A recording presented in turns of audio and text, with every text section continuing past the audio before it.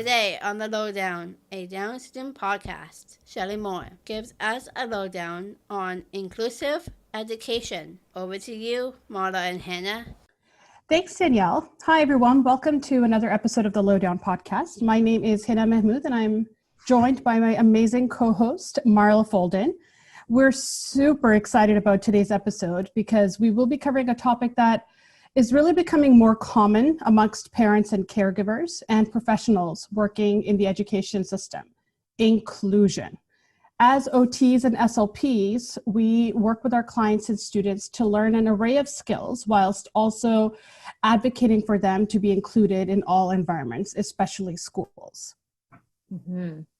And Shelley Moore is a highly sought after teacher, researcher, speaker, and storyteller who has worked with school districts locally and further afield in Canada and the States. And her presentations are constructed based on the context of school and community and integrate theory and effective practices of inclusion and special ed, curriculum, and teacher professional development. And I know several teachers who have gone to see you speak and they think it is great.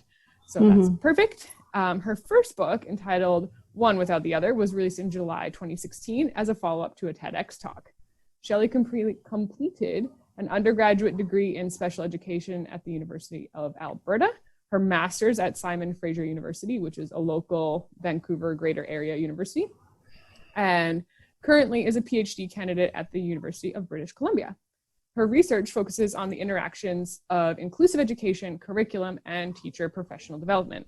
Hi, Shelley, and welcome to the Lowdown podcast. Hi, everybody. Thanks for having me. Oh, we're so excited. I love podcasts.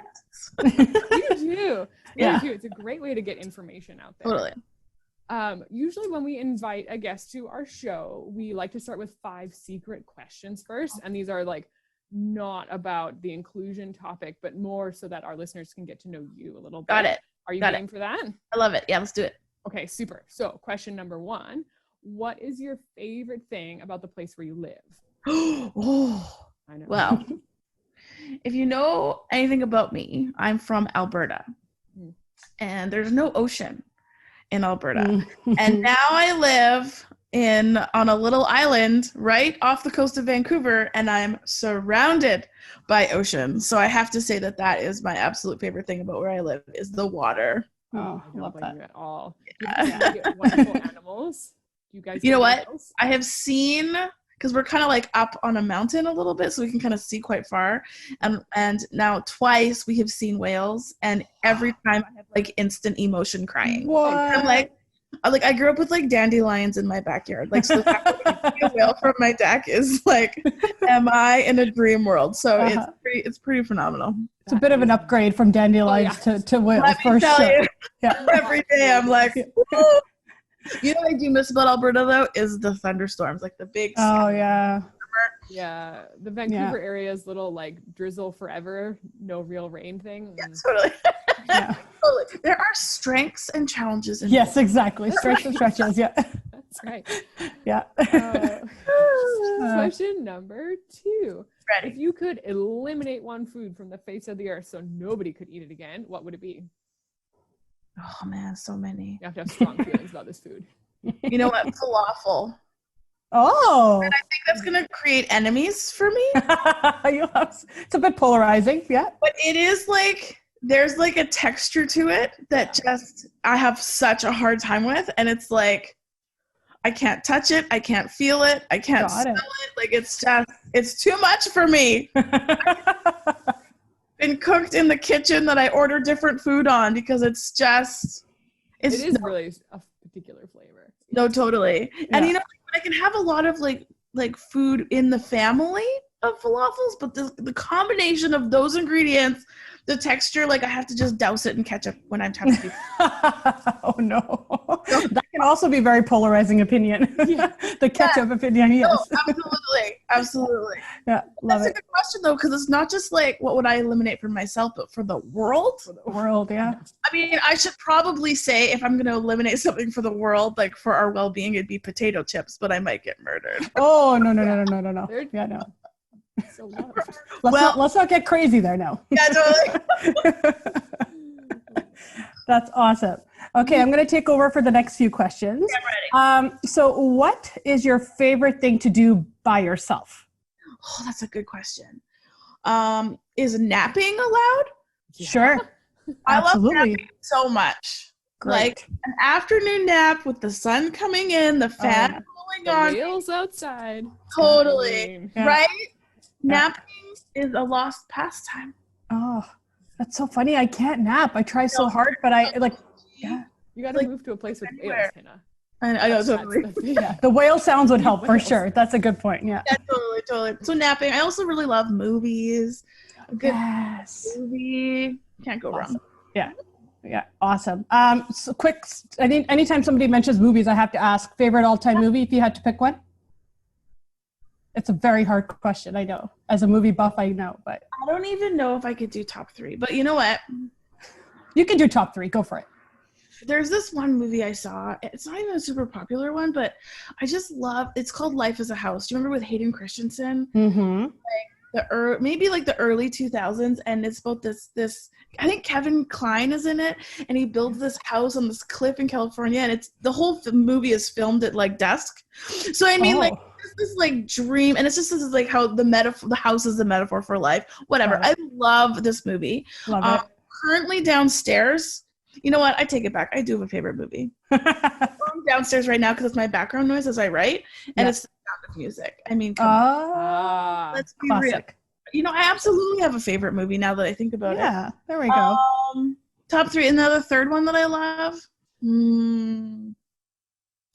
I love The Little Mermaid. Yes. You know, like just best Disney movie ever. Over and over again. I never get tired of it.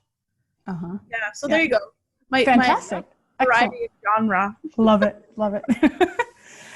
If you had to only keep 3 apps on your smartphone, only 3, which ones would they be? And I have a guess at one. I think I know you'd say, but I'll wait till you.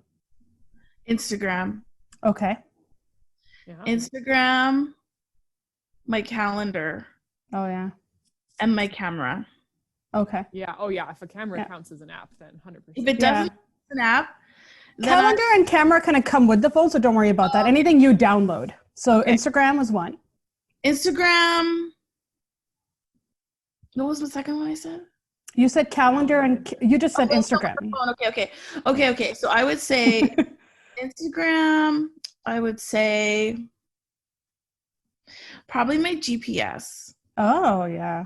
And the third one is the fun one, is my another thing I like to do on my own, but it's not really on my own. There is a game called Ticket to Ride. Oh, okay. There's an app for that? There is an app for that, and it is the best game. My wife is just like, I can't believe it. I'm like, no, you play with people around the world, and it's different maps, and it's strategy without killing people. Love it. Yeah, it's so good. Look for that. The Ride. They're not even paying me to say it. That's awesome. I know, Okay. I love it. Free props. Yes, exactly. Okay, our last question. Yeah. This is kind of keeping in theme with our conversation today a little bit. Who was your favorite teacher in school and how did she impact you? Yeah, I have a favorite teacher, absolutely. So I have actually top 3, but I'll tell you my one of the 3. Okay, great. Her name is Shannon Smith, and she was my grade 8 teacher. And she was significant because she taught me after the year I got kicked out of school in grade 7. So it's kind of just like I was shifted to another school, and I was like strategically paired with her because she was also part-time the school counselor. So it just was like a really good strategic placement and connection for me, and I still talk to her to this day. Wow. She spoke at my wedding. Oh, That's so impactful. great. Yeah. No, she's phenomenal, and it was exactly what I needed in my middle years of adolescence that were awful for everybody. Yeah. It's amazing how the right person at that right time can really change the game, right? That's exactly what she was. And I think like the other people that I think about, it was for that same reason, like the right time, right place for what I needed at the time. Yeah. She was just the first. She was like the first teacher that was just like pulled me out of chaos and was just like, Caleb, what do you need? You know? Yeah. Oh, what do you need? I love that. What do you need? What do you need right now? And great. My file to figure it out. Do you know what I mean? Yeah. Yep. Totally. Yeah, exactly. That's awesome. Well, thank you for indulging in us. That was a really fun one. I love that. So many fun questions. Awesome. Okay, so let's kind of roll around to our topic of the day today. And I've listened to quite a few of your presentations and stuff, but I want our listeners to really understand where you're coming from. So how did inclusion and, reforming or transforming our education system become your passion project? That's a good question. If I kind of say like where it all rooted from, it was my own experience in school. I hated school. It was awful.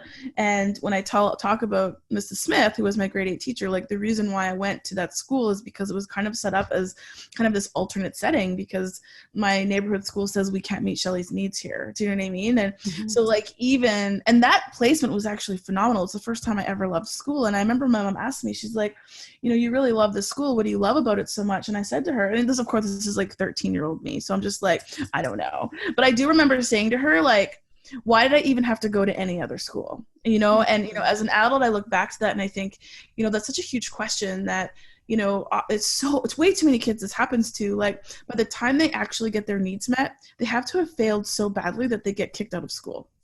You know what I mean? Or in my case, expelled. And I'm like, how ridiculous is that? That I had to be kicked out of school in order to finally get what I needed. And I think that this is the story of way too many kids. And, and I think of, the experience that I had in that school was revolutionary for me. But if I think about what really worked for that school, it was connection. It was community. The school was organized around, it was Canada's first Apple technology site. So I got exposed to technology. I could show my learning in different ways. It was all inquiry based, like way before its time. But I'm like, why can't school just be like that for everybody? Yeah. Why can't everyone have connection? Why can't everyone show their learning in different ways? Do you know what I mean? I'm just like, why is this the alternate? Like, if you really want to justify an alternate, it should be the segregation. Do you know what I mean? Like, why is it the inclusion and the accepting of all kids, the other? Yes, the unusual. Right? Like, that is what should just be baseline for everybody. And so, that was kind of like I want to go into special education, right? Because that's where my success was in special education. But then that whole thing in the back of my head, like, why is this special? It doesn't make any sense. Yeah. It doesn't make any sense. And so, of course, I couldn't articulate that at the time. It just felt weird, right? And so then I get into my first job, and my first job was in New York City, and I'm working with kids with disabilities and without disabilities. It was quite an inclusive situation, and knew that I was in the right place. But then I moved back to Canada and found myself in Vancouver. And all of a sudden now I'm working with kids with intellectual and developmental disabilities, and we're again like in the corner of the school, and I'm thinking, it doesn't make sense to me. And so, the 7 years that I was at that building was a very convoluted and tumultuous journey of how do we make the school special, not just this wing special, and that's, I think, where the passion actually came from, because I learned like this population that I worked with, I'd never worked with kids with Down syndrome before, with autism before, right? And these kids, like, every day I'm with them and I'm like, everyone needs to know these people. Like, it's not just that they need to be outside of this wing, but if they're not outside of this wing, no one knows them, And so I find that the students that I worked with at that school, it was such an obvious example of why not only they needed inclusion, but why the world needed them. And I think that was a really big shift for me, that this isn't just about human rights. This is about exposure to a perspective that hasn't been valued, that people don't think they can learn from. And I'm like, most of what I've learned in my life was from those 7 years in that school, especially when it comes to my career. And I attribute all of that to those students that I had and their families, right? And so that was really where it was like, we got to do better than this. This is not just about fighting. This is about opening up your eyes to like the value of diversity, right? And that's I think where the spark happened, was when I worked with those kids. And I think it's like, we always think about what we can bring to this population or to people with developmental disability, but rarely, and I think having Marla and I have, and yourself included, having worked with them for so many years now, we understand this, but the greater thing is what can they teach us as opposed to the other way around. Right? It's like I find that I learn so much more from my clients and my kiddos than I could ever teach them. So I think like you're robbing yourself of that experience if you're not, really creating that inclusive community for them in school. Well, I feel like this inclusion kind of concept has kind of become associated with this, like, we feel sorry for you and therefore we're going to include you because, and I'm like, that's not what this is about. Yeah. That's not what this is about. This isn't about because you have to. This isn't about because, like whatever. Like, look how good a person you are because you've opened your doors. Like that's not what this is about. Yeah. But whenever I feel funny about this, to think about, okay, is this like inspirational motivated or is this like contribution motivated, right?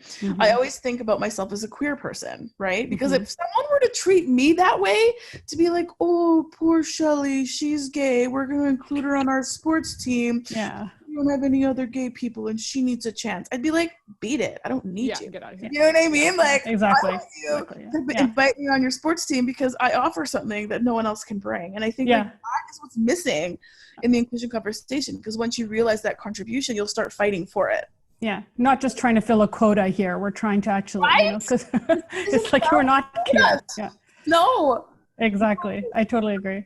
Like, how many did you ever play on those softball teams that are like you have to have 3 girls on the team? I'm like, oh yeah, come on! I don't need your pity. Yeah. Beat it. Yeah. And that's exactly what, like, inclusion is becoming. And even worse, I can only have 3 girls on my softball team, which is what it's kind of turned into. And I'm like, oh, so now I'm a burden. Yeah. Now I'm a burden. Yeah. The language is so unfortunate because it's missing the whole point of this, which is you need that perspective on the team because women think differently than men do about baseball, right? That people with Down syndrome think differently about education than someone who doesn't have Down syndrome. Like, it is a contribution that we all need as opposed to this favor. Yeah. I could go on. Yeah, no. So could we.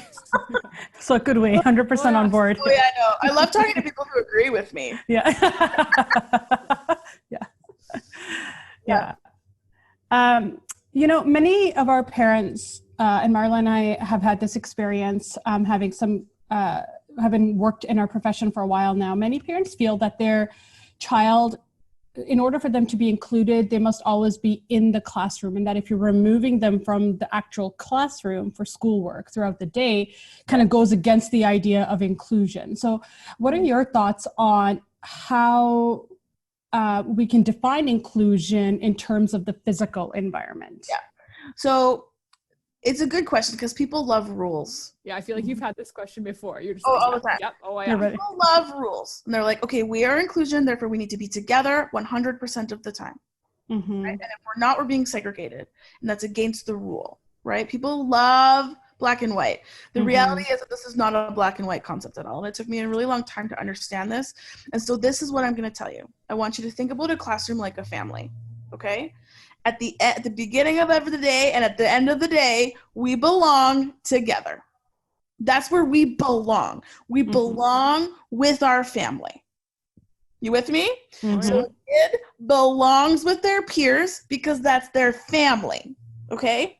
Now, depending on different parts of our life, we might have maybe, you know what? When I was a teenager, friends were really important to me. I wanted to go hang out with other 13-year-olds that weren't my family, but they became really important to me because I'm forming my identity in that area.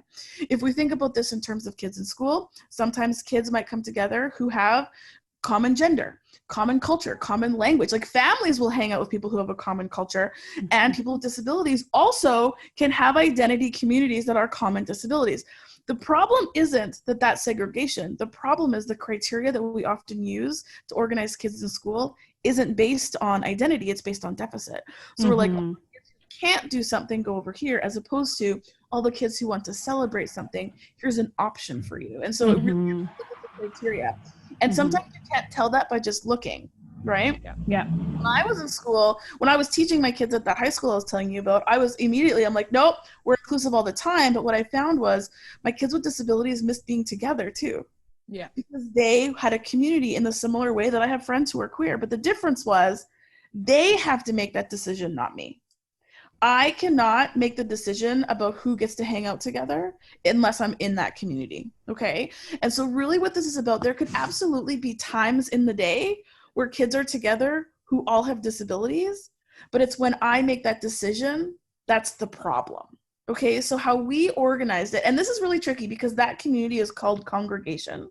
And so what I'm seeing across the country is, oh, we don't have a segregated community. They're just renaming it a congregated community. And I'm like, Your criteria hasn't It's the changed. same thing, yeah.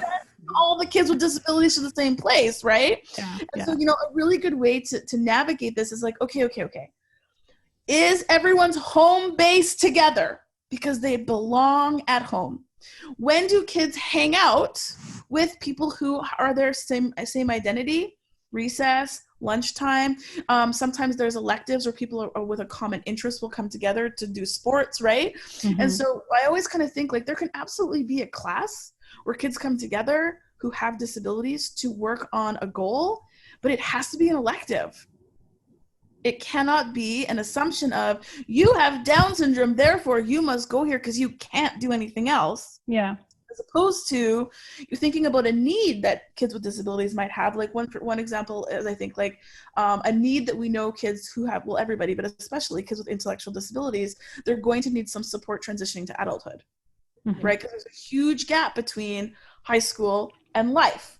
And so rather than just assuming that everybody needs that, making that a course, just say, hey, this is an adult transition course. If this is an interest area for you, sign up for it like you would drama or art or whatever, right? And so I think like there's a place, but like how we're creating these groupings has to be around meeting a goal, meeting a need, meeting coming together based on identity, together based on a positive trait, as opposed to a default because there's nowhere else for them to go, or a deficit because they have to be fixed. Like it's a very different conversation.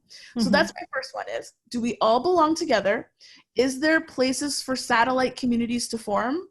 But as soon as those satellite communities become the home base, we have a problem. Yeah. Okay. Yeah. I think that makes it pretty clear cut for people. Totally. Yeah. And then the other thing I said, because that usually happens in high school, which was the age that I worked with, but in elementary school, there could absolutely be a time and a place where kids need some explicit instruction that's not around their peers, if only for the sake of integrity. I don't want my kid to be learning their toileting skills with all of their peers, right? Exactly. If they're having speech and language support around a hearing impairment, it doesn't make sense to have them in the loudness of the class, right? Yeah, exactly. The question is, are they with their home family, right? And in the times that they're going to all these little satellite places, my number one like advice to be to parents is make sure it's not happening during instruction. Make sure that it's happening during work time so that they don't miss the teaching. The other thing that happens with our kids, they assume that our kids can't learn, therefore they can be pulled out anytime. Yeah. And that just creates more gaps in their learning, as opposed to stay for the lesson. When kids are working, then we can do some speech time, right? And I think it's just thinking about, it's not that those things aren't inclusive. They're not inclusive if there's no inclusive home base, and if all experience are these satellite placements. Yeah. So that's a long answer for you. Yeah, no, that's great. And I right? Yeah, for sure. Exactly. And I think even if they're staying in there for the lesson, even that they're in their home base, there's still opportunities to 100%. Ensure that it's, directed in a way that is also inclusive for them to learn. Because I've had many school observations where, yes, the kid is part of circle time, but you're talking about concepts in circle time that are either like at too low a level, they're not meaningful to the kid. And so there's no effort to say, hey, let's take a couple of second break from me teaching you guys about math, and let's see how Bobby can learn the same math thing at Bobby's level, right? So it's just kind of... That's the work, right? Because if little Bobby is at circle time and there's no effort to make that planning meaningful for him, well, that's not inclusion either. Exactly. Right? Exactly. That's the thing, yeah. Yes. And I'm going to be real honest with you, and if I was a parent and that was happening, I'd rather him be pulled out. Yeah. You know what I mean? And so I think that I see why parents really struggle, because there's also this misunderstanding that inclusion means they're just physically there. Yeah, exactly. And just physically existing, and then having the choice of like segregated but actual instruction. Well, I pick segregation every time, which is why parents are having such a hard time with, well, I want my kid to be segregated because they don't get service in an inclusive classroom. Yeah. But what I'm trying to advocate for, I'm like, well, that's not an inclusive situation either. That's not what we're advocating for. Because if you look at integration versus segregation, well then their needs are going to get met more in a segregated setting. But if you look at an inclusive setting where there still is instruction and supports for students within an inclusive setting, like if you compare that to segregation and integration, there hasn't been support for the other two that oversees inclusive settings since 1974. Like it's so obvious that inclusive settings are more beneficial, but inclusion is not integration, which is why this is so complex. And so the work is, how do we not work with, little Bobby? How do we work with the teacher to be able to address the needs of Bobby within the context of a variety of needs of the other class? Yeah. Mm-hmm. And a lot of people think, well, that means I need an aide. I need a one-to-one aide to meet the needs of Bobby. But like, that's actually counterproductive to the actual goal that inclusion is trying to meet. And so this is so complex, and that's why it's taking time. That's why it's so fuzzy, because there's a lot of things that need to align, but because the benefits are so huge, it's worth the mess. Yeah. Right. Yeah, I think that is the situation we most often see, because we work in this clinic, but we'll go in and do strategies with people at school, etc. And we'll usually go in and the kid is on the floor in the corner with the EA trying to keep them quiet while the rest of the class is doing something else. And the parent is confused because they're like, well, I don't want them out of the class. Like, how are they going to learn if they're out of the class? Well, parents and we're like, well, they're not learning anything where they're at right now. I can't even imagine. Like, I feel so bad for parents because they're being told to advocate for inclusion. Yeah. But then when they see inclusion, they're seeing that it's not working for their kid. Like, I don't even know how they manage. Like, that's why at the end of the day, I'm like, you do what works for you and your family. My job is to help the teachers. My job is to help the school districts. You take care of your kid, and I will never judge a parent for making a decision that's best for their kid, regardless of inclusion. But when I hear stories like that, I think to myself, we got to do better with the teachers. We got to do better with planning. We need to teach teachers how to do this, because teachers weren't taught how to do this. We went to school in times that weren't inclusive. We weren't taught how we were taught wasn't inclusive. And so, I think there's a lot of educators who are really struggling because they don't know what to do. And adults are just like kids. If they don't know what to do, they're going to push back. Yeah. Right. And so the question is, how do we make this safe for teachers to take risks and to shift their practice in ways so that they feel supported, so that trickles down to the Bobbies, right? Yeah, exactly. Yeah. And you've used, this is one of my favorite things. I actually sent this video to my OT practicum students. You've used the strategy of bowling pins, which is genius, to explain inclusive education. Could you tell our listeners a little bit about that may have not had a chance to see this awesome video? Bowling? Who knew? Who knew? I know. So far in life. Yes, exactly. Okay, so bowling. All right. So this story comes from, oh my goodness, I was doing my master's, and I was kind of like a mentor in a graduate group at SFU, and we were just doing a small group like facilitation or whatever, and we were talking about, like, as a joke, we're like, oh, education is like bowling, but like we were taught to bowl, but we're not hitting any of the kids. Do you know what I mean? Like the method of bowling isn't aligning with the type of pins we have or whatever. Not even thinking about the depth of this. And then the next week, one of my students brought me, and these are like practicing teachers, brought me a comic. It was a Peanuts comic, exactly what we were talking about. And I'll never forget it. So like Charlie Brown is saying to, okay, I may have forgotten the actual characters, but there's two characters. Let's say Lucy. Lucy says to Charlie Brown, hey, my teacher says bowling's just like teaching. And then Charlie Brown says, oh, then she must be a really horrible bowler. Do you know what I mean? It's really funny. But then I start thinking about this, and I'm like, you know what? We've got this wrong. The comic is wrong, and our original thinking was wrong, because in both these scenarios, we're assuming that we're rolling the ball down the middle. And this was the aha moment, because I used to bowl when I was a young person, like under 10. And I remember them starting to teach us about how rolling the ball down the middle actually isn't the most effective way to bowl. And so the metaphor is, what if, okay, yeah, let's think about like the bowling lane as a classroom and the pins as kids and the ball as kind of a teacher or our practice. Solid. Totally. And we've been taught to aim for the middle, right? Yeah. All of us were taught to bowl aiming for the middle or just off of center, but you aim for that head pin. You want to hit the head pin. And so in education, we were taught to do this too. You aim for the middle, kind of like your average learner, and then you make it more complicated for kids who need more challenge, and then you simplify it for kids who need support. Or like what I was actually taught to do in my undergrad was, we'll just pair up the gifted kids with the disabled kids and have a go. And I'm like that was the only strategy we were taught. And now I look back and I'm like, who, what? Okay, anyways. So then I go home and I'm watching bowling and I'm like, oh my goodness, we have this wrong. So I'm watching all these bowlers, and if you've seen bowling before, you know that they curve the ball. So I'm calling up a bowler and I'm like, I need to know why you do that. Like, why do you curve the ball when you bowl? Because that's not how we're taught. And he's like, yeah, no, but you curve the ball when you kind of get into competition because it's more effective and efficient. Mm-hmm. But the idea is not that you hit the head pin, because the head pin actually has the least effect. It's only one pin. If you aim for the whole side, then you're creating a domino effect of 4 pins. You're going to get more pins down. I'm like, okay, that makes more sense. But my question was, well, where do you aim? If you want to hit the side, not the middle. It's like, oh, you aim for the outside pins. And I'm like, like brain explosion. Because if you think about it, the outside pins are the hardest pin to knock down. Yeah. If you think about that in terms of the classroom, we hit to the kids who are the easiest to get. Yeah. And then adapt and modify for the kids who are the hardest to get. And often those kids who are the easiest to get are the kids who are most like us. Yeah. Right.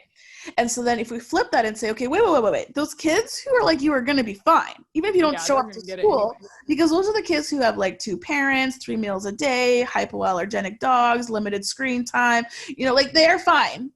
They're going to be fine. Yeah. But if you change your kind of frame from, okay, so look at your classroom, who are the kids that are the hardest to get to? Maybe the kids that you don't know a lot about. Maybe the kids are that you don't know a lot about autism or Down syndrome, or maybe that kid who doesn't come to school a lot, or maybe the kid with the hoodie up and the things in his ears. Like, thinking about them first, and think, what do I need to do to get them? They're my aim. They will have a bigger effect of knocking down the rest of the kids. Or if you think of that as a lesson, if you aim for the kids who are hardest to get, it'll have a bigger impact on the amount of kids that you get to than just aiming for the kids that you know is going to get it. And then their domino effect is so small. Yeah. So you can look at this. This is universal design for learning. And you can think about this in any dimension of life. We do it with dinner all the time. Who is the person who's coming over who's the hardest to feed? And that's where we start for everybody, right? And we don't stop there, but that's where we start. And when you start from a place of inaccessibility, it's so much easier to add on than it is to take away after the fact. Because as soon as you 100%. that someone can't do something, and you will always have behavior every single time if you're coming from a place of deficit. And so the bowling metaphor is one that I use with parents and teachers all the time to say, okay, it's very possible like that your kid is the outside pin, right? Either they need the most support or they need challenge. So how do we help a classroom to see that if you can get to them first, design for them, but then don't just teach for them, teach to everybody, you're going to get to more kids on the first try, as opposed to trying to like keep throwing balls down the lane to try and get all the pins that are still standing, because that head pin had such a small effect. Yeah. That might be the bowling metaphor. Yeah. I'm sure I can just imagine people listening to this being like, OMG, like I get it. It totally makes sense. Video. It has like 200,000 hits. It's like that's amazing. Yeah. Yeah, we'll definitely include the video in our show notes for sure, because I think everyone needs to see it. It is just so great. Because the video was actually for a competition. Oh, cool. For like grad studies or whatever across Canada. And my cousin produced it, and we weren't supposed to let it go early. Like they had to release it. Oh. We were so excited about it that we did not realize we weren't allowed to release it. So it was up on the internet for like 24 hours, and it had like 6,000 views. And we're like, we don't want to take it down, the data. Yeah. But have won. We would have lost. We would have been disqualified. So we take it down, and everyone's like, "Where'd that video go?" And I'm like, "I'm sorry, pre-release." Yeah. But we ended up winning the competition. So that's awesome. So phew. Yeah, I know.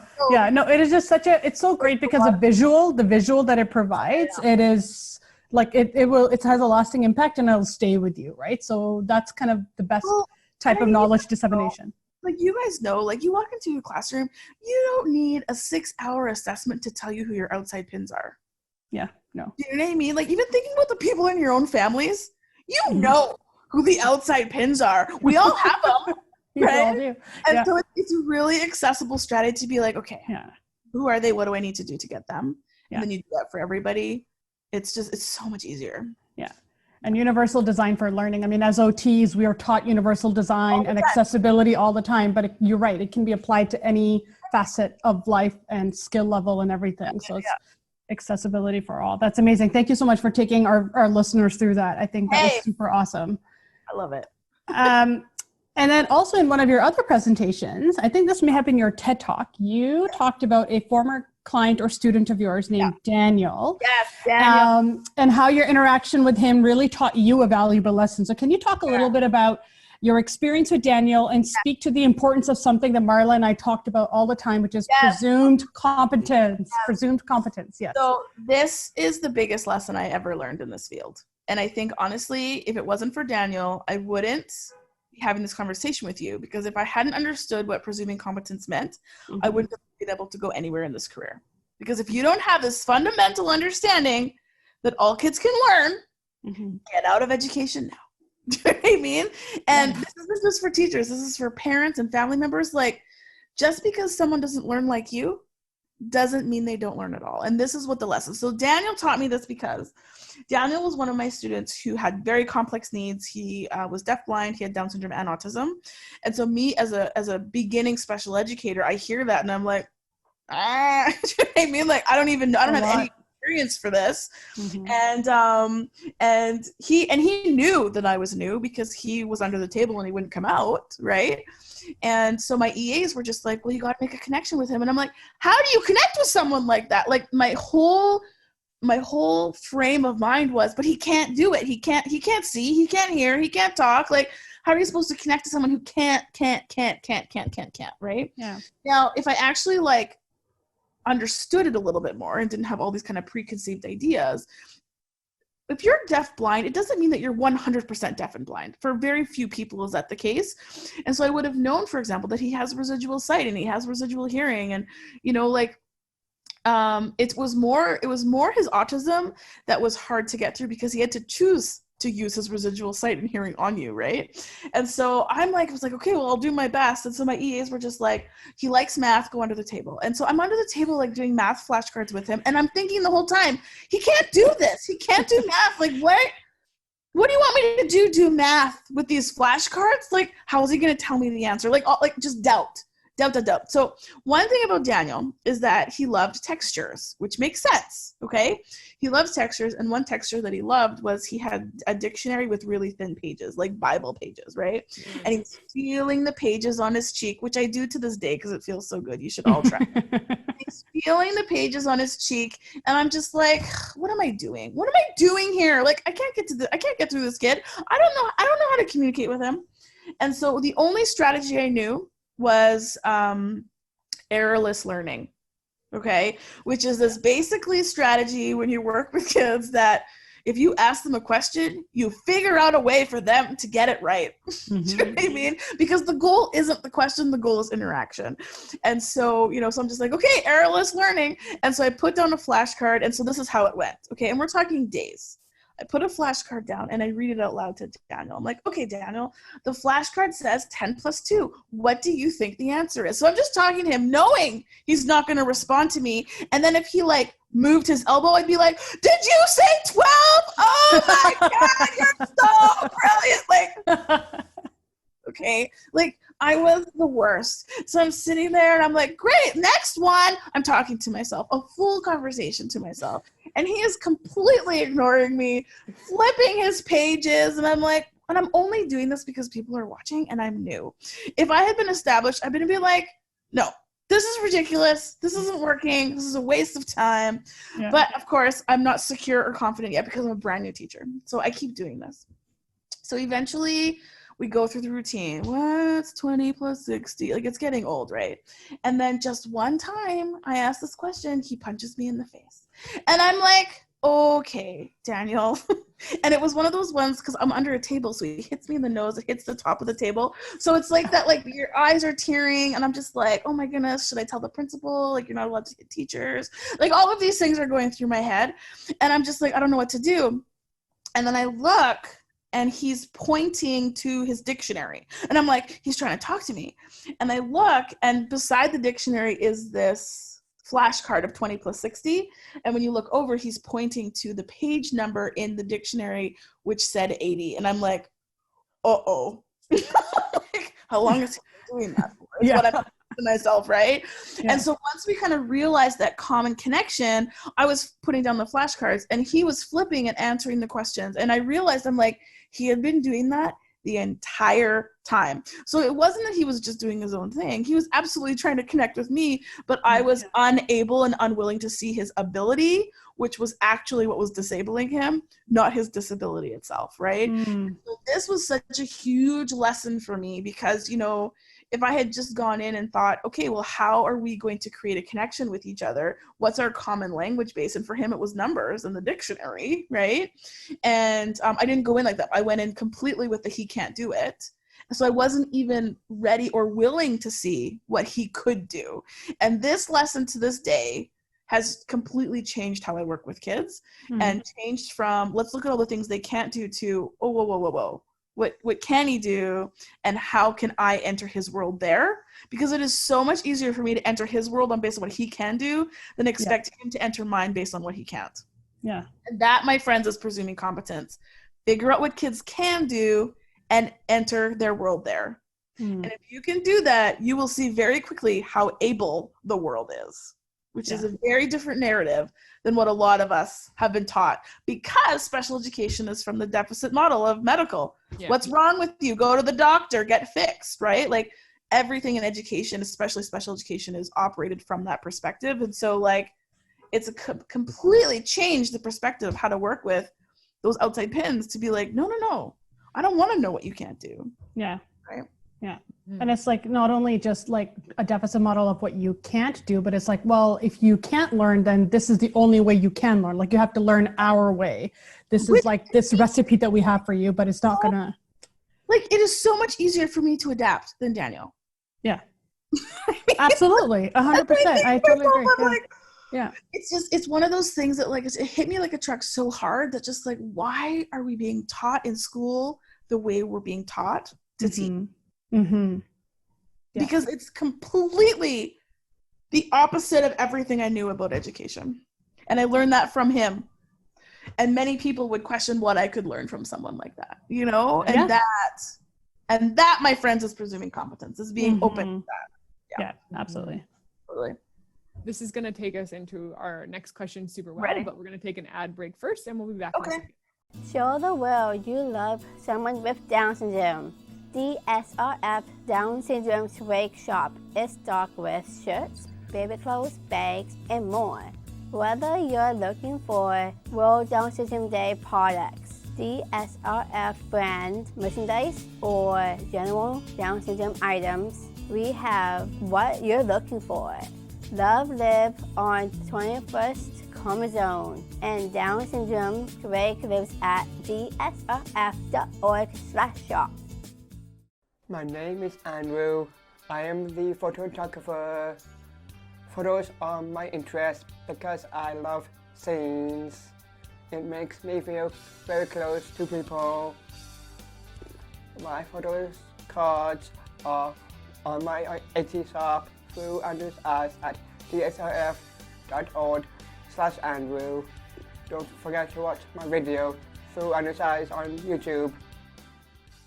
And we're back here with the LowDOWN podcast talking with Shelley Moore. Hi. And we've just been talking about sort of aha moments and presuming competence based on that. And Hina and I, as OT and SLP, we often go to IEP meetings. And we've noticed that these, you have a lot to say on this, I can tell. These documents, let's say they're inconsistent at best. They vary very widely. And there's a lack of focus on things like academics. And instead, they often say things like, so-and-so will be in the classroom. And I know a lot of our parents leave IEP meetings feeling very disappointed and stressed out and unsupported because they feel like these goals really aren't meaningful. They're not strength-based. So what would you say we should do to sort of reform this IEP process? Well, let me tell you, this is what my book's about right now that I'm writing. Yeah, I know. Yeah. Awesome. Awesome. If there is a hill that I'm going to die on in this life, it's IEPs. If you take the resources that are used to create these documents and reallocate them in other places, we would have so much more funding, personnel, and time to actually meet the needs of students in inclusive classrooms. It is the biggest waste of resources that I've ever seen. to create these documents because they are not useful. They don't help classroom teachers. They're based in deficit. Parents don't like them. Kids don't even know that they exist. They are completely bureaucratic, and they're the biggest waste. Okay? And they take way too much time. Oh my goodness, if we just took the time that IEP takes across Canada and reallocate that, our class sizes would shrink. Like, it is obscene. It is such an inoptimal use of resources. Mm-hmm. That being said, I understand why we have them. There is a huge accountability layer that IEPs bring that families hold on to because that's all they have to say, this is how I'm going to know you're going to meet the needs of my kids. Mm-hmm. The reality, though, is that's what parents think it is, but that's not what it is, right? So we have this document that means different things to different people, right? That is the source of so much trauma and confusion and policy that it's become so removed from the actual needs of the kid that if this doesn't get revamped, I don't know what we're doing. So that's my disclaimer, okay? The other problem with them is that, like, if you take the two populations that have formed in education, we have our general education population and our special education population, right? I'm advocating to bring those together to an inclusive, so just one inclusive population, which makes sense. But in actual classrooms and schools, kids are still treated like general ed and special ed kids. And the general education population, their curriculum and assessment techniques have completely evolved over the last few decades to be much more evidence-based. Mm-hmm. But the special education practices are the same and have been the same for the last 100 million years, okay? So we have these two populations that we're trying to include together, but the general education population has evolved so much further than the special education population. We're actually trying to meet the needs of two different groups in one settings according to two counteractive planning, assessment, and teaching frameworks. And so we wonder why teachers are having such a hard time, because with this group, we're like inquiry, constructivism, interest-based, strength-based, show you're learning in different ways. And then our kids who have disabilities who need that are being taught against this. There's one answer. This is where you should be. If you're not here, it doesn't count. You have to be. You have these goals that have to be caught by someone else because we don't believe that you can learn these on your own, that are completely medical deficit-based. And that's actually the opposite of how kids are learning today. And so my whole kind of platform of IEPs is, if we're going to keep them, which I do think we do need to keep them, we not need to do a booster pack of evolution so they're at least on par, if not better than, the pedagogy of general education. Yeah. Okay. So this book that I'm writing is, how do we take IEPs and make them into documents that support an inclusive community? So the documents show how you can meet the needs of an individual, but thinking about that IEP as a bowling pin. So a teacher can read that document and say, if I do these things with everybody, I am going to meet the needs of more kids. And so basically, instead of trying to apply an IEP to an already established classroom, it's the opposite. Yeah. We're taking an IEP and applying it to everyone before the classroom is even planned for, right? Mm-hmm. And so the IEPs, so one part of those IEPs is looking at the goals that we're writing. There is no curriculum in the world for general education kids who's written as a SMART goal formula. Nowhere, okay? And if you don't know what a SMART goal is, it's stupid, and I hate it. And it goes like this. Shelly will pet her dog 90% of the time with 70% accuracy. Over 3 trials. 24th, 2020. Yeah. I would love to know one person who is going to follow me around my house to make sure that there's data to show me that I've met that goal. Mm-hmm. Catch you doing it right, not just doing it wrong. Not to mention, the goal is meaningless. Ludicrous. Right? Yeah. Because someone else 55 years ago has decided that that's something that I should know how to do. Do you know what I mean? That's not connected to what anyone else in my house is doing. And this is what special education and IEPs have become. We've looked at this continuum of standardized where kids should be by grade 2. We don't even connect to where the classroom is at all and what they're doing. So these kids who have disabilities have these documents based on medical professionals that aren't even alive anymore, creating goals that are important to them, not the kids or the family, and are completely disconnected to the context that they're applied in. Like, there's so many barriers, and then we wonder why no one looks at them. Mm-hmm. Right? So basically the premise is this: if we're going to have goals in an IEP, there needs to be basically two kinds. The first one is, well, both of them, is that if we're going to have any type of goal, they have to be connected to the context that the kid is actually learning in. The home base, okay? Mm-hmm. So this means that they need goals that are connected to their classroom setting. What the classroom is doing, not what they're doing beside everybody else, which means there has to be some sort of common curriculum at play, okay? Mm-hmm. So in terms of, and it doesn't have to be specific to province, but even just thinking about if you're teaching a math lesson, if I'm teaching a grade 4 math lesson about fractions, for example, right? And everyone's learning about fractions, but little Bobby over here with Down syndrome is learning about money.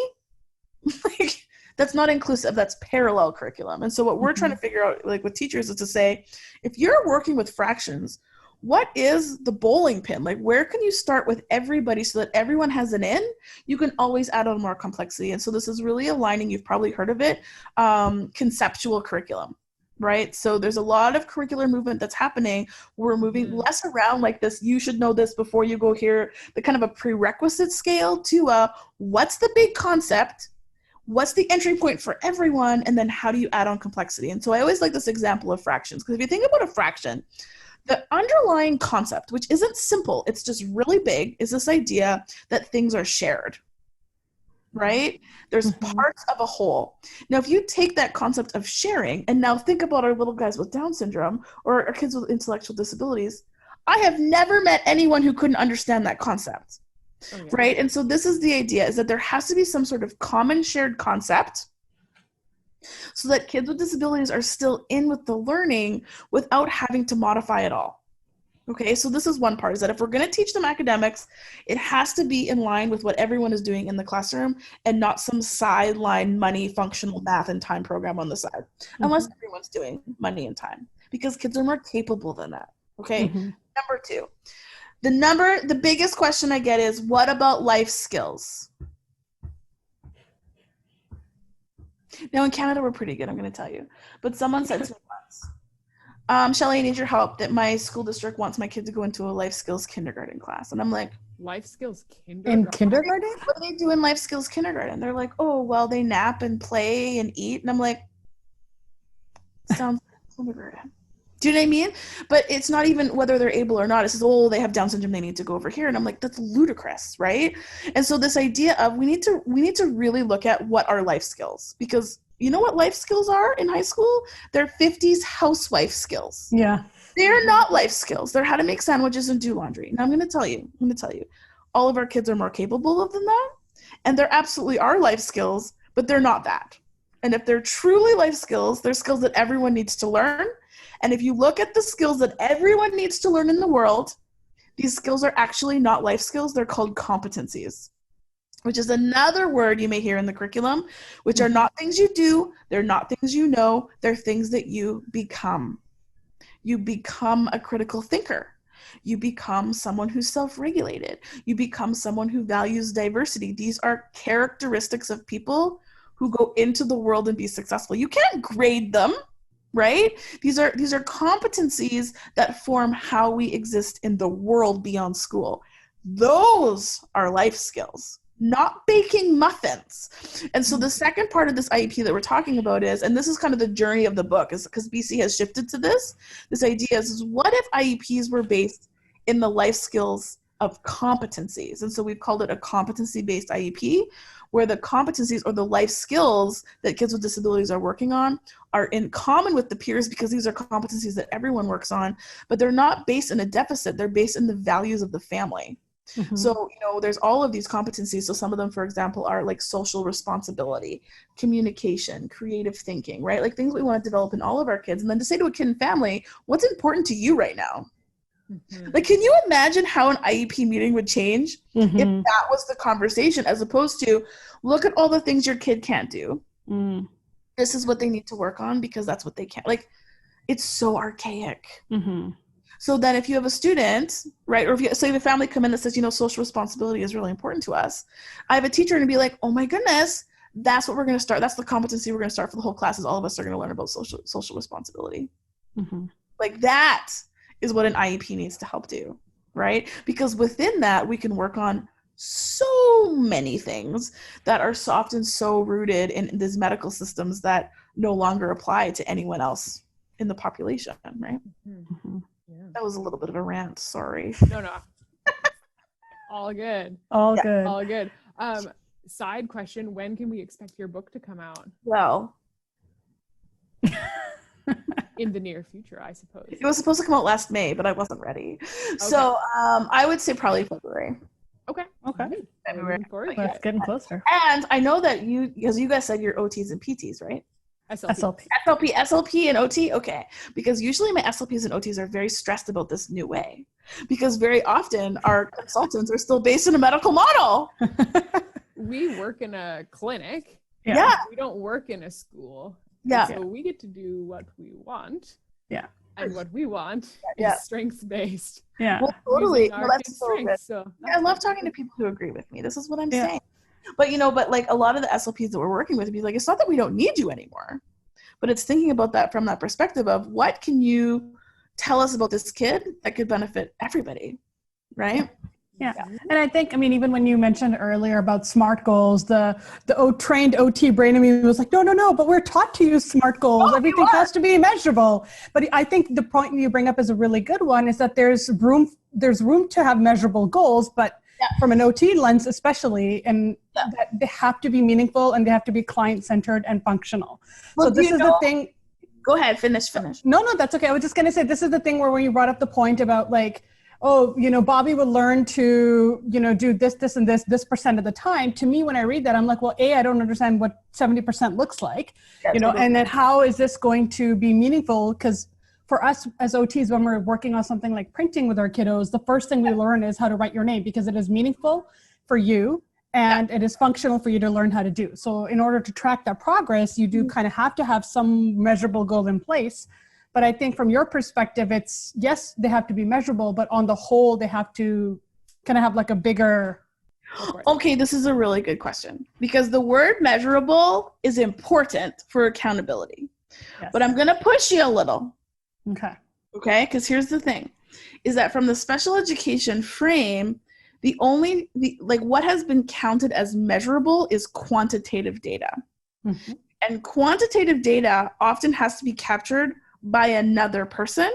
Okay, so tallies, check marks. But here's, if you look at the root of where that comes from, the reason why SMART goals or goals on IEPs had to be measurable from a quantitative or an observable point of view was based in the premise that they had that the measurable had to be observed so that it could be caught by someone else, because it was believed that learning didn't happen unless someone else could capture it. Okay. And so if we look at just in general, all kids, how is learning captured for all kids? We have started to move away from quantitative evidence as the only evidence that counts as learning, especially in COVID times, right? Yeah. And so it's really taking a step back and be like, okay, checklists, quantitative evidence is absolutely one way to show evidence, but what we're learning in assessment in general is that's one of many ways. And so if you kind of think about it from a qualitative point of view of triangulated evidence, a checklist can be one way, but if we look at just kind of like how evidence of learning is captured by anyone, you can look at observations, you can look at conversations, you can look at products and triangulate them.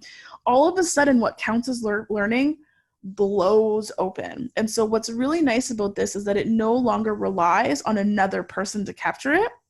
It can just be the students showing something that they're proud of, right? Mm-hmm. And so this example of printing, for example, for a long time, that printing didn't count unless it was captured by a 70% of the time, whether it was meaningful or not, as opposed to we have all of these, the kid is at home writing their name in sand on a cookie pan, and the mom has taken a picture of it saying, look what my kid did. That didn't count because it wasn't under the assessor's frame, right? And so part of this is thinking about, okay, so yes, absolutely, the SMART goal really works if the goal is observable and behavioral, which can still exist, but at the same time, it's no longer enough anymore because you can't actually write a SMART goal for a competency. Yeah, and it arguably SMART goals have never fit that well within SLP. Mind you, we were all told that we had to do them all the time. But, you know, a parent will come and say, like, I really wish my kid would talk to other kids. How do you measure that? Measure that, you know, without being this very staged, like, hello, how are you? I am good. And that's not authentic for anybody. But like, what if you had like a video of them just playing on the playground, being like, look, here's some evidence. Like, why can't that count? Oh, it does. And it's not, you know, and it's not quantitative at all. We're just like, oh, I don't know how long it was, but like this, I always think of it like, how do we kind of create a portfolio of snapshots of a kid meeting a goal? And once you realize that, the goal moves away from, I have to have 37 interactions with a friend 4 out of 5 days a week, you know what I mean? That last 11 minutes minimum, to, I can make friends. That's it. That's the goal. What's the evidence that I have meaningful connections in my life? Exactly. But the best part is when the goals open like that, it doesn't just have to be at school in front of an official assessor. It can count at birthday parties. It can count at the swimming pool. And it actually brings the family into part of the collection of evidence to say, I know what the goals for my kid are. My kid can now know what the goals for them are. And so they're part of like, hey, this is evidence of you meeting a goal. How are we going to capture that? Is a totally different conversation than usually IEPs that are very jargon heavy. Where parents don't even know what the goal is anymore, right? Yeah, exactly. And even if they did have evidence, it wouldn't have been counted. Right. So I understand the term of measurable. I do agree they have to be measurable, but I almost think of it as like it has to be capturable. I could agree with that for sure. And I think it's also important that we don't get so stuck on measurable that we reduce our students to a number, because that's not where we, especially, you know, as OTs, SLPs, we're looking at the person as a whole. It's a holistic profession. So you cannot just reduce them to one single, an assessment can only tell you a small portion of something, but not everything else. So that's awesome. I love that. The more that I learn about this and like kind of the diagnostic assessments that we're figuring, you know, that we do because we're is I almost find like those assessments actually more tell us less about the goals kids need but the needs they need support for. Which are different than goals, right? And so I'm finding like they're still useful, but they're useful for a different thing than what they used to be used for. So it's not that we don't need them anymore, because still I think about parents, they are told to advocate for SMART goals and psychoeducational reports and like all of these things, right? But that's not actually what gets to the heart of the instruction in inclusive community. Right? For sure. It's the best. I want to change tracks just a wee bit. We're ready. A little scene together. Picture with me kindergarten grade 1 classroom where we're in the home base in the morning. We're having our calendar time. Now, Kid and I will often go in and we see kid on the floor and they might be there, but it's not meaningful for them because everyone else is doing multiplication or whatever. Can you repaint the scene for us with a universal design for learning where this kid is getting something meaningful from this? So this is a very good question because I'm going to answer this from an inclusive point of view, and then I'm going to answer this from a diversity point of view. Okay. So an inclusive point of view is, here's my class meeting. How am I going to adapt it or modify it for Bobby? This is what I'm doing. How do I include Bobby? Versus, I see my class meeting isn't working for Bobby. How am I going to change my class meeting for everyone so that Bobby is now a part of things? Okay. That is the biggest shift that needs to happen in classrooms, is that if your instruction is not getting to everyone, everything needs to change, not I need a modification for that kid because it's not fitting, right? And so if I was part of that classroom, and the best way to do this is like, you know, like class meeting happens in so many mornings, but in so many places, people don't know why they're doing it, right? It's something that they do because that's what's been done, and that's how they went to kindergarten. Okay, nowhere in any curriculum that I have ever seen in the world does it say you have to have class meeting calendar time.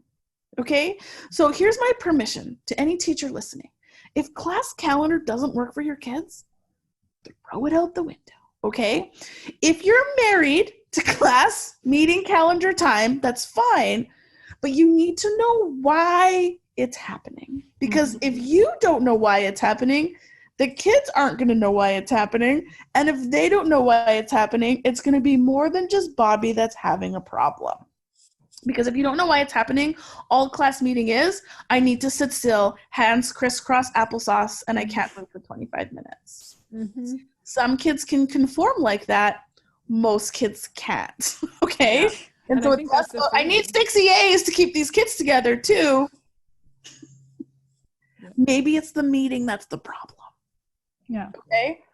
Do you want to add something? I see you. Oh, I was just going to say that, there's more kids than just Bobby that aren't getting 100% from it. They can just mask it better than Bobby can. Exactly. And they can comply. Yeah. And I'm going to tell you, they can comply, and that's what they're learning in that moment. But nowhere on the top 10 skills of society today is compliance even listed. Okay? So even though they're good at it, that's not going to help them later on. Okay? So if we're going to stick to class meeting, we have to know why we're doing it. Now, class meeting has many reasons. Many. You can do patterns. You can do adding. You can, there's many, especially in numeracy, there's many things. And it's way easier to make the goals or the why for the class meeting accessible for Bobby than it is to try and actually modify the class meeting. Okay?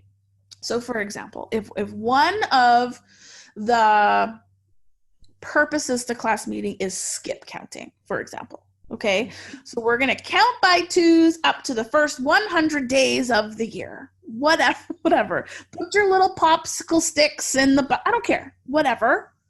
If you know what that is, right, then you can think, okay, well, how am I going to make skip counting accessible? So maybe the teacher in the activity is doing it verbally. 2, 4, 6, 8, 10. Well, that's going to work for some kids. If you have kids that aren't working it, but the goal is skip counting, be like, okay, well, what can I add in here for everybody so that more kids can skip count? Maybe I'll bring in some manipulatives. And all of a sudden, kids have a hands-on activity that they can move and count. 2, 4. Is that enough? Maybe I need a visual so kids can see 2, 4, 6. And if you think about it less to be like, these kids can't skip count when we're verbally saying it. Well, it's not that they can't skip count. It's the activity that's the barrier. And so if we look at the whole activity and say, okay, why am I doing this? What's the actual curricular goal? And how can I make it so that more kids have access to that goal? I guarantee you Bobby's not going to be a problem. Mm-hmm. You know what I mean? And so it's less about what's wrong with Bobby to if Bobby's not in, there's 5 other kids that aren't going to be in, right? Thinking about Bobby as the outside pin saying, what do I need to do so Bobby gets classroom calendar, right? Which means that Bobby needs to know the goals. And there's so many goals, but I feel like the reason why inclusion is suffering so much is because we don't know why we're doing what we're doing. Our days are very filled with activities, not goals. And it's so much easier to make a goal accessible than it is to make an activity accessible from K to 12.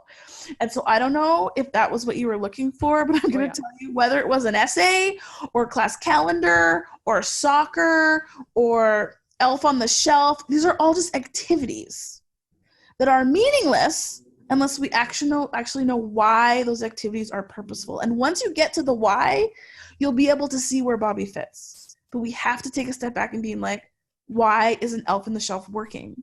Mm-hmm. Why are you doing Elf on the Shelf? Why? I've used this strategy sometimes when I'm sassy, and I'll ask why 5 times. And usually after the 5th time, you get to the point.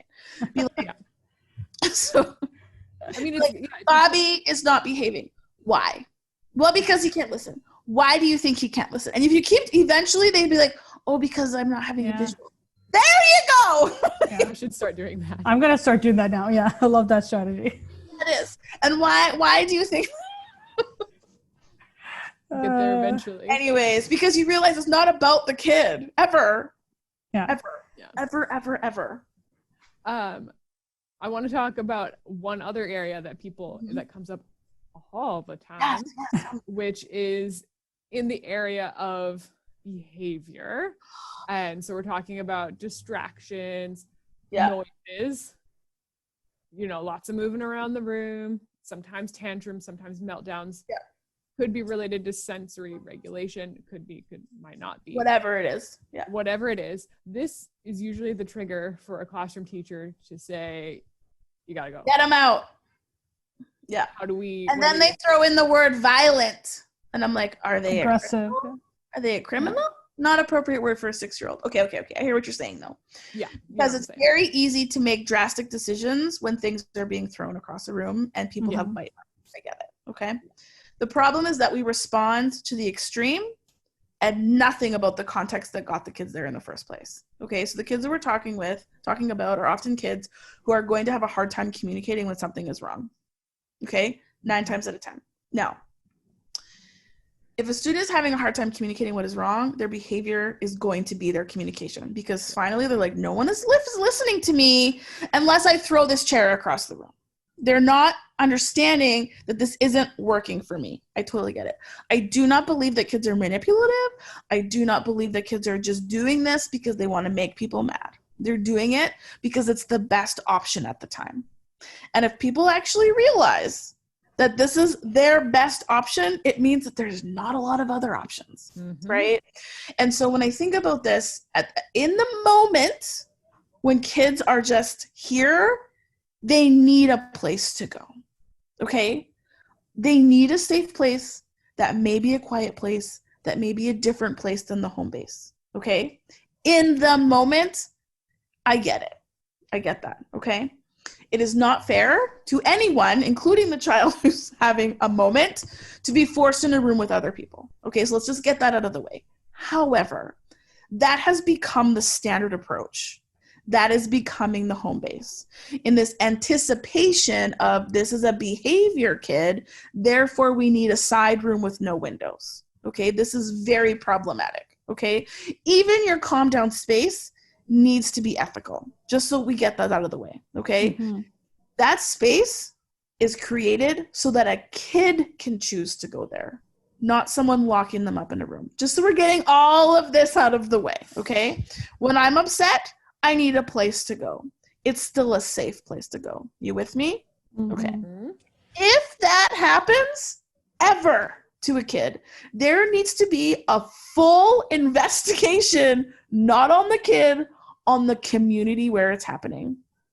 Because if that is the best option for a kid, it means they are negotiating trauma, they are negotiating hurt, they are negotiating a lot of things that has nothing to do with them and everything to do with the community. And that means we look at peers, we look at teachers, we look at schools, we look at supports, we look at everything, because that if there's anything that behavior tells us, it is a cry for help. It is not a kid problem, and it's being treated as a kid problem. And so whenever I think of a kid who has behavior challenges, I think, okay, it's the flower metaphor, right? If a flower is blooming and then dies, we just usually pick it out. But we didn't ask the question why it died. Because the problem isn't that the flower died. The problem is that there's something in the soil that's causing the flower to die. Because if you just pull the flower out, the next flower is also going to die.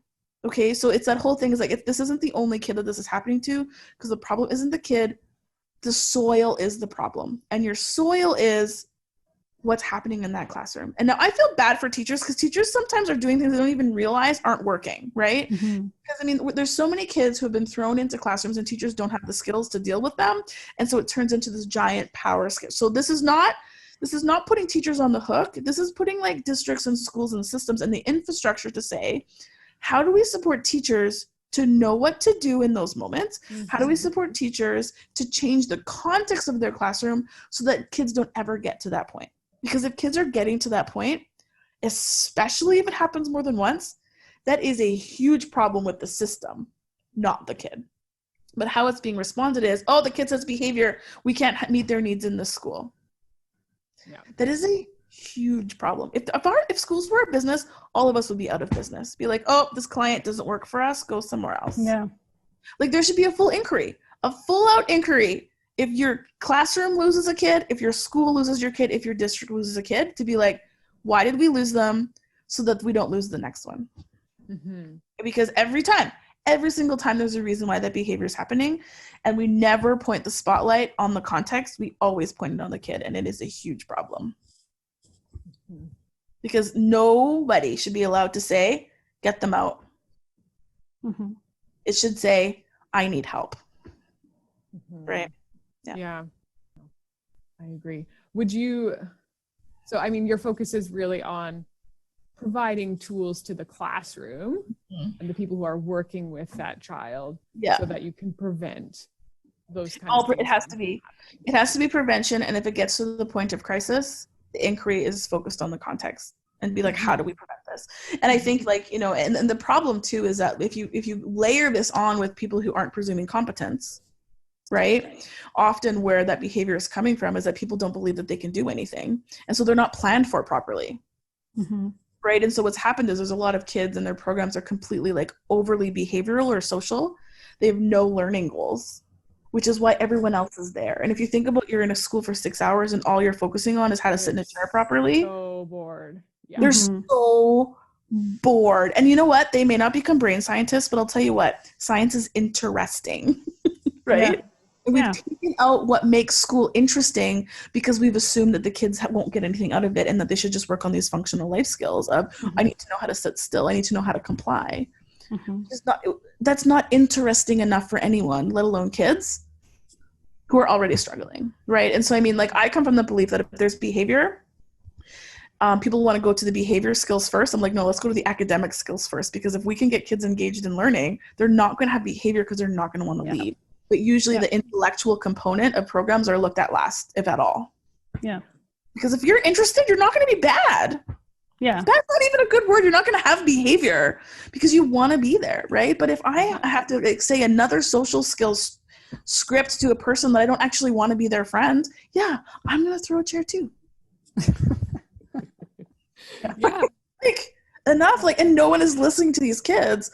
So finally they're just like, I don't want to be here. I'm going to bite you. Like, I totally get it.